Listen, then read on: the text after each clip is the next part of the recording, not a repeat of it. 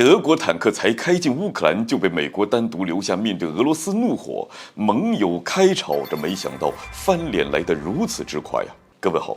欢迎来到康群说。此前，德国对外宣布对乌克兰提供豹二坦克一事，在西方军事援助乌克兰坦克的进程上起到了关键作用。那简单来说吧，德国援乌举动在一定程度上是带动了其他西方国家对乌克兰援助坦克。不过呢，这里有个点需要注意一下，那就是起初德国是不愿意向乌克兰提供坦克的，毕竟这样一来很有可能会激怒俄罗斯。这后来德国改变主意，是因为美国总统拜登打了一通电话，这电话当中，德国答应紧跟在美国宣布乌克兰提供 M1 系列坦克之后，向乌克兰提供豹二坦克。结果呢，让德国没想到的是，美国不仅给乌克兰开了一个空头支票，还在豹二坦克开进乌克兰之际，对准自己狠敲了一棍子。消息报道，近来美国总统国家事务助理沙利文声称，总统拜登其实是被迫的。他们当时告诉总统，如果美国不准备向乌克兰提供 M1 主战坦克，那么德国也不准备向乌克兰提供豹二主战坦克。对此，美国最终答应德国向乌克兰提供 M1 主战坦克。沙利文的言下之意很明显就是在说，乌克兰需要的根本就不是 M1 坦克，而是豹二坦克，只是德国人不让步啊。这为了确保乌克兰能够得到他们想要的东西，总统拜登才咬牙跺脚地同意了。按照沙利文这个说法，这德国很自私，而美国则非常的大度，尽管是委曲求全啊，被德国人逼的，但还是在关键时刻站出来，当了自由世界的领袖。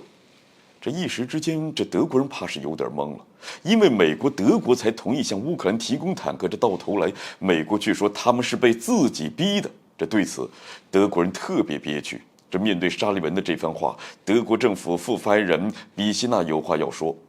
我不评价沙利文先生的这一声明，但需要说明的是，德美举行会谈是积极的，双方一直重视能够共同行动。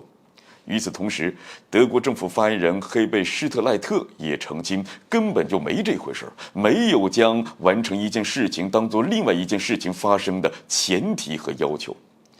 援助乌克兰坦克是美国和德国一块决定的，而且现在呢，这美国想要把这援乌坦克的责任甩锅给德国，那德国的态度很明显呢，没门儿。这个坏人德国不愿意当，况且德国显然也很清楚，美国甩锅的原因无非就是怕援乌坦克的举动会引起俄罗斯的不满，一旦因此激怒俄罗斯，美国将无法全身而退。值得一提，在来自波兰的首批豹二坦克进入乌克兰之后，俄驻德国大使就发出了警告，声称德国向乌克兰提供豹二坦克的举动很有可能将把俄乌冲突上升到一个新的对抗水平。那基于此，眼看俄罗斯在发火的边缘，美国变卦了，开始向德国甩锅了。现如今，如果能够把援乌坦克的责任都甩到德国头上，那么美国相当于把自己从这件事情上给剥离了出去。那届时，面对俄罗斯怒火的就是德国和欧洲了。反正一切的炮灰都将与美国无关。那至于援助 M1 坦克，美国呢答应是答应了，却没什么给出具体提供坦克的时间，所以说白了就是一张无法兑现的长期空头支票。可见，美国为达到目的不择手段的真实嘴脸那是有多丑陋啊！那包括德国在内的多国，怕是谁都没想到，利用完了就翻脸会来得如此之快，如此消耗盟友的忠诚度，美国恐怕已经是没有多少盟友了吧？